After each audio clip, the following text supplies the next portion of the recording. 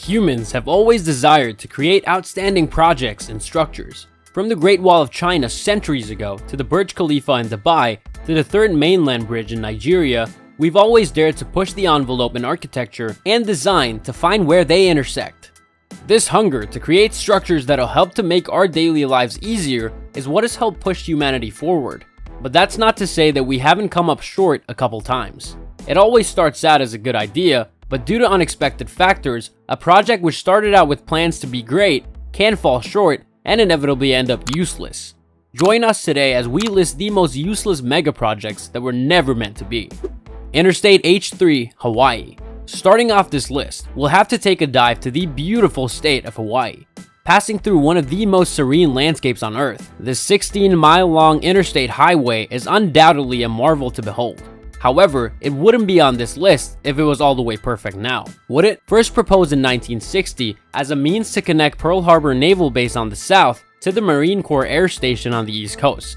The announcement of its construction was immediately met with resistance from environmental groups as well as native Hawaiians who were worried about the massive urbanization the project would bring. Due to some environmental laws and the change of route to protect the surrounding valleys, progress in construction was delayed indefinitely. But after 26 years, commencement of the project began and was finally completed in 1997. Interstate H3 is often considered an engineering marvel because of the difficult terrain it's built on and the advanced technologies used in its construction. In addition to the numerous high-tech tunnels, the highway runs almost exclusively over viaducts to protect the local environment and the valleys below. The estimated budget for the project was around $260 million, but due to delays, route changes, and the adaptation of newer, more expensive technology, the total cost of construction rose to $1.3 billion. Despite the enormous amount of money and time to build, most of the natives do not use the highway, due to the fact that it doesn't lead to any important town or city. The main reason for the highway being built as a way to connect the South military base to the east doesn't apply anymore either because of changes in defense stratagems. Ciudad Real Central Airport, Spain. Spain is one of the prime travel destinations in Europe, and that was a key consideration when the idea for the Ciudad Real Central Airport was conceived. It was tipped to be the go-to destination for holiday travelers within Spain, as well as international visitors. The vision for this new airport was to make it an alternative to the already heavily overcrowded main airport in Madrid. The new airport had one of the top 5 longest runways in Europe, and could serve 2 million passengers a year. That's a relatively low number compared to Madrid's 70 million passenger capacity. However, expansion plans were already in motion to boost the capacity up to 10 million annually. So when it finally became operational in 2009, the $1.3 billion expense might have seemed justified. However, all these plans came to a grinding halt in 2012 when the company behind the project filed for bankruptcy. The problems began with the location of the project. While it was called the Central Airport, it wasn't central in any way, as it was located 200 kilometers away from Madrid. This compounded problems, as most of the passengers avoided traveling for hours to get to the remote location, and most big airlines preferred to carry out flight operations from the capital. So within the first year of opening, the newly built airport was reduced to a single small-time airline. With no major airlines to attract passengers, the airport had accumulated a $350 million debt by 2012. The Yucca Mountain Nuclear Waste Repository. In the 1980s, the US authorities set about finding a permanent solution to the growing waste problem present throughout the country. In 1987, Yucca Mountain in Nevada was identified as the best available option. It was close to the USA's most used nuclear testing site and was away from any population centers.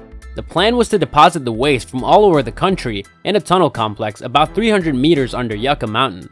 In addition to the isolated location, Yucca Mountain is made up of volcanic ash formed millions of years ago. This would allow the Yucca Mountain to absorb any radioactive waste without crumbling or cracking.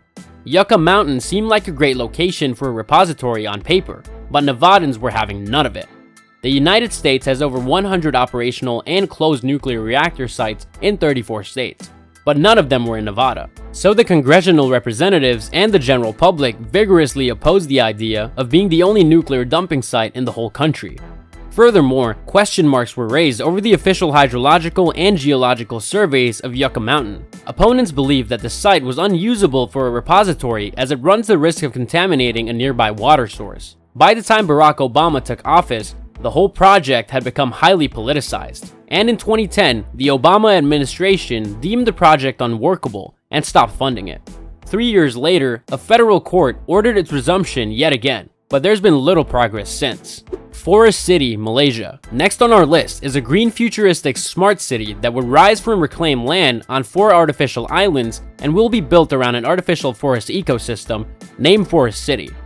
Forest City's location makes it an appealing bet for investors who are aiming to profit from its proximity to the independent city-state of Singapore. Singapore has the world's second busiest port and a thriving economy.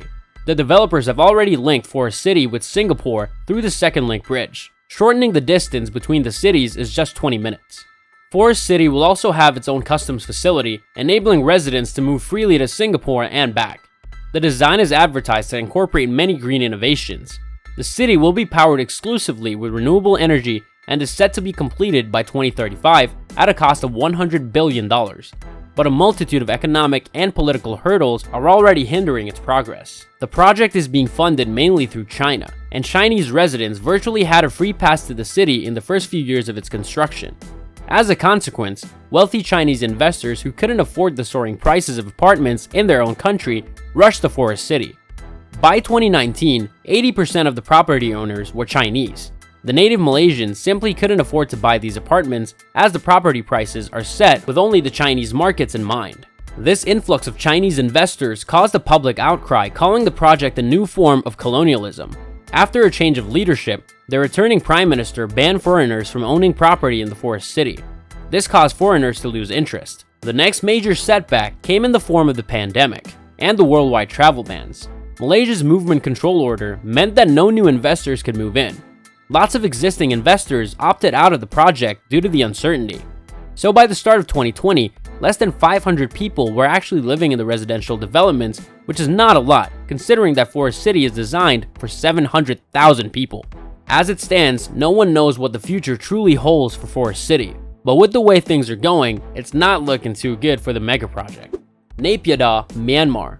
Last but certainly not the least on our list is the capital of Myanmar, a new capital that was built from scratch. Myanmar's former military leadership secretly started building a new capital in 2002, and after its completion, the name was finally revealed in 2006 as Naypyidaw, which literally means the king's residence. The change is primarily due to the fact that the former capital of Yangon is home to 7 million people. The city is said to have reached its infrastructural limits and its population is set to double by 2050. Moreover, the coastal city was established as the capital during British rule to benefit the British Navy. So it made sense for Myanmar to shift the capital to a more central location. The new project was built swiftly, and to this date, the successive governments have poured $4 billion into the city.